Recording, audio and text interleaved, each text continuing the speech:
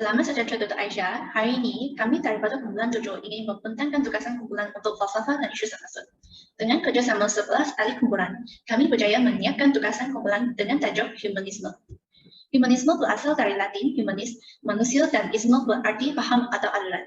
Humanisme adalah istilah umum untuk berbagai cara berfikir yang berbeza dan menumpukan kepada pendekatan umum untuk menyelesaikan masalah atau isu yang berkaitan dengan manusia.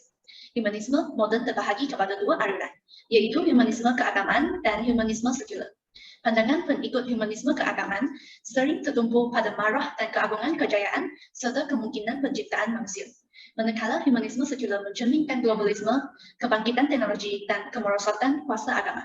Humanisme sekular juga percaya kepada marah dan nilai seseorang serta keupayaan untuk mendapatkan kesetaraan diri melalui logik. Tokoh humanisme adalah Arthur Holmes. Arthur W. Holmes adalah seorang pendidik atau psikolog yang memulai karir akademis. Beliau beranggapan bahawa guru tidak dapat memaksakan pembelajaran yang siswanya tidak suka dengan kehidupan mereka. Seorang siswa yang tidak pintar dalam pembelajaran sains bukan kerana mereka bodoh, tetapi mereka memiliki sudut pandang bahawa mereka tidak memiliki alasan penting untuk mempelajarinya. Ciri aliran pemikiran humanisme yang pertama adalah mementingkan kepentingan manusia. Kepentingan pribadi adalah yang paling berharga. Setiap orang kurang mengambil berat tentang lingkungan sekitar. Hal ini sesuai dengan definisi asal bahawa manusia ialah objek yang sangat penting. Ciri yang kedua adalah keterampilan dan kemampuan membangun fisik yang positif. Humanis akan sentiasa berusaha untuk berfikiran positif dan menikmati kehidupan supaya kekuatan fizikal ditingkatkan secara langsung. Kesan yang terhasil memerlukan beberapa aktiviti untuk mencapai keinginan tertentu dan menguasai kemahiran yang itu sudah wujud dan kemudian berkembang. Ciri-ciri yang boleh mempengaruhi sesebuah kumpulan menyokong aliran pemikiran falsafah humanisme. Pertama sekali, humanisme agenda tolak agama. Pemikiran humanisme secara terang menolak agama dan Tuhan yang mencipta mereka. Seterusnya, kehendak manusia sebagai malamat dan pusat kehidupan. Humanisme menerangkan manusia haruslah melakukan apa-apa sahaja untuk memenuhi kehendak masing-masing. Akhir sekali, menikmati hidup di masyarakat.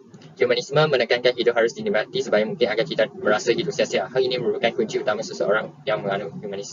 Bagi ciri-ciri aliran pemikiran humanisme menjadi faktor menyebabkan sesuatu kumpulan menolak aliran tersebut. Banyak konsep dalam fisiologis humanistik menjadi salah satu kekurangan dari teori humanistik dalam pembelajaran ilmu psikologis. Beberapa konsep yang masih dikatakan kurang dan subjektif kerana guru tidak dapat memberikan informasi yang jelas. Konsep yang masih kurang tersebut dapat menjadi penghambat pembelajaran. Membelajar teori humanistik dapat menyebabkan pemikiran yang tidak terpusat pada pokok permasalahan kerana tiap individu diberikan kebebasan untuk dapat menggali potensinya masing-masing untuk menjawabkan persoalan yang diberikan. Contoh yang terakhir adalah kreativitas sering disalahgunakan untuk tujuan yang tidak sesuai dengan arah pendidikan.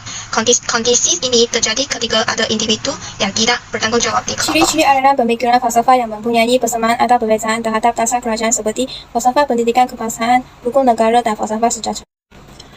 Prinsip kedaulatan undang-undang dalam hukum negara mempunyai persamaan dengan aliran pemikiran falsafah humanisme. Keadilan diasaskan atas kedaulatan undang-undang di mana setiap rakyat sama tarafnya di sisi undang-undang negara. Hak-hak semua rakyat boleh diamalkan dengan bebas asalnya tidak melanggar undang-undang. Merujuk kepada falsafah pendidikan kebangsaan, pendidikan di Malaysia adalah satu usaha berterusan ke arah lebih berkembangkan potensi individu secara menyeluruh dan bersepadu untuk mewujudkan insan yang seimbang dan harmonis dari segi intelek, rohani, emosi dan jasmani, berdasarkan kepercayaan dan kepatuhan kepada Antara ciri-ciri humanisme yang dapat mempengaruhi perkembangan sistem pendidikan di dalam negara ialah yang pertama, mengedepankan pengetahuan dan pemahaman. Aliran pemikiran humanisme dapat memotivasikan seseorang untuk mendapatkan pengetahuan secara spontan dan dalam agar dapat memenuhi keperluan yang ingin dicapai. Yang kedua ialah humanisme itu rasional. Humanisme berusaha menggunakan pengetahuan sains secara kreatif, bukan secara disruptif. Humanisme menganjurkan penerapan kaedah sains dan penyelidikan bebas masalah kesejahteraan manusia. Tetapi orang humanis juga percaya bahawa penerapan sains dan teknologi haruslah diimbangi dengan nilai-nilai kemanusiaan. Dan tidak akan membincangkan isu semasa yang bersesuaian dengan bidang kemanusiaan. Ciri-ciri aliran pemikiran falsafah serta amalan dan tindakan kumpulan yang dipengaruhi oleh pemikiran falsafah dan kaitkan dengan isu perang Rusia dan Ukraina. Hasrat Ukraina untuk militari NATO, satu pakatan pertahanan negara yang dianggotawai oleh negara Eropah dan diketuai oleh Amerika Syarikat. Apabila Ukraina cuba memberaskan gabungan NATO itu, sehingga wilayah-wilayah sejarah terus berhubung dengan Rusia, terutama sekali bagi negara-negara bekas Kesatuan Soviet. Ia telah sampai ke peringkat memusnahkan Rusia. Rusia sudah habis tempoh kesabarannya dan mula bertindak. Dan Singapura, Jepun dan Taiwan untuk melaksanakan kawalan ekspor kereta ke atas Rusia. Beberapa negara yang dilihat sebagai kuasa besar hanya melupakan permainan geopolitik atas kepentingan dan agenda masing-masing. Amerika Syarikat mengalami kedepapan ekonomi sangat teruk. Rakyat mereka mengalami pengangguran dan lain-lain, sementara kepentingan paling utama mereka adalah ekonomi. Kesimpulannya, bagi perang Rusia dan Ukraina, ketegangan itu boleh dirasakan dan dielakkan sekiranya Ukraina mengambil langkah mengganggukan daripada menyertai NATO. Hal ini demikian kerana negara Rusia cemburu terhadap negara Ukraina menyertai NATO dan juga berasa perkara ini merupakan perkara yang akan menjadi satu ancaman yang besar.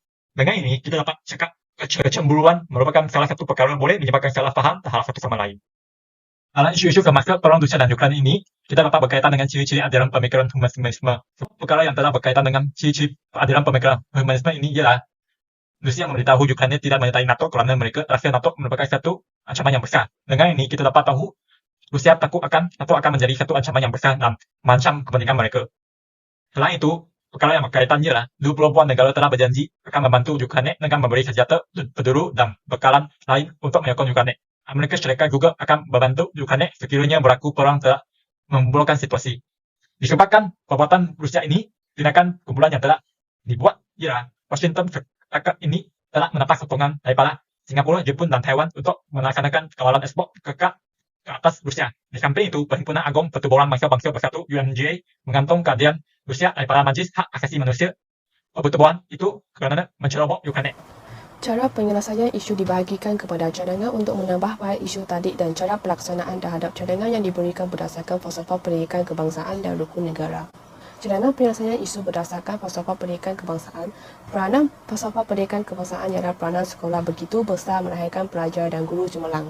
Dengan merujuk isu peperangan Rusia dan Ukraina, pelajar terlalu terpengaruh dengan ideologi dan agenda yang disampaikan melalui media massa. Oleh itu, cadangan untuk menambah baik isu tersebut adalah guru menanamkan pemikiran humanisme, terutamanya kepentingan kedaulatan sesebuah negara supaya mengelakkan antara perkara yang kecil akan menjadi isu peperangan. Saya akan memberi cadangan penyelesaian isu yang berdasarkan dengan rukun negara. Rukun negara adalah ideologi kebangsaan Malaysia yang telah dibentuk pada 31 Ogos 1970. Rukun negara diperkenalkan berikut Peristiwa 13 Mei 1969 yang telah melemakkan perbatuan antara kaum di Malaysia. Tujuan utama rukun negara dibentuk adalah untuk membentuk perbatuan yang kukuh. Oleh itu, prinsip-prinsip dalam rukun negara telah merupakan kunci kepada keharmonian dan perbatuan kaum demi memastikan kejayaan dan kestabilan Malaysia. Salah satu prinsip-prinsip rukun negara adalah kesopanan dan kesusilaan. Utama prinsip tersebut adalah menegakkan perkembangan personaliti dan tingkah laku setiap rakyat dengan tujuan untuk membentuk warga negara yang bersopan santun dan bersusila, serta memupuk khasiat mulia dalam kalangan masyarakat agar tidak mengikut perasaan orang lain yang boleh mencecahkan keharmonian negara. Daripada perkara dengan perang Rusia dan Ukraina, prinsip kesopanan dan kesusilaan hendaklah diutamakan dan wajib dipertahankan. Perjuangan antara Rusia dan Ukraina bukan sekadar perang dunia negara. Walaupun Ukraina mempertahankan model negara yang berpusatkan rakyat untuk betul, perang adalah tentang mempertahankan kehebatan Rusia dalam paradimen lama. Sebagai pemimpin, mereka seharusnya menunjukkan contoh teladan yang baik dalam bertutur kata dan berperilaku. Mereka hendaklah berhati-hati mengeluarkan perkataan secara lisan maupun tulisan supaya tidak mengganggu sentimen dan perasaan mana-mana negara. Tambahan pula, perilaku pemimpin juga memberi gambaran bagaimana imej sebuah negara. Masyarakat luar akan melihat pemimpin sebagai wakil rakyat dan memandang tinggi pemimpin negara dalam menunjukkan nama baik di pesata dunia. Cara pelaksanaan terhadap cadangan yang diberikan dengan kehendak falsafah pendidikan kebangsaan adalah pendidikan negara perlulah berusaha menekankan dan memupuk perpaduan rakyat melalui sifat bertoleransi dan mengekalkan kesabaran politik dan keamanan negara.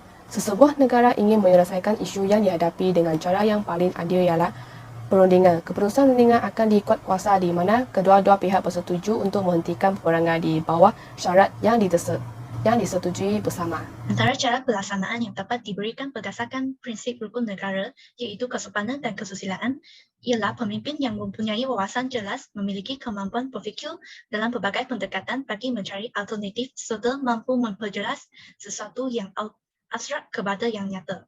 Sebagai pemimpin, juga memimpin orang lain dengan nilai kasih sayang, teladan serta mempunyai nilai integriti dalam diri supaya mempengaruhi orang lain di sekelilingnya. Pemimpin setiap negara perlu menerapkan dalam diri sifat bertanggungjawab, amanah, memikul peranan seperti menjaga keselamatan negara dan mementingkan kehidupan rakyat yang aman dan damai untuk mengelakkan konflik seperti isu semasa yang dinyatakan. Untuk itu, kita perlu melatih generasi muda supaya belajar daripada keadaan yang berlaku di sekeliling mereka.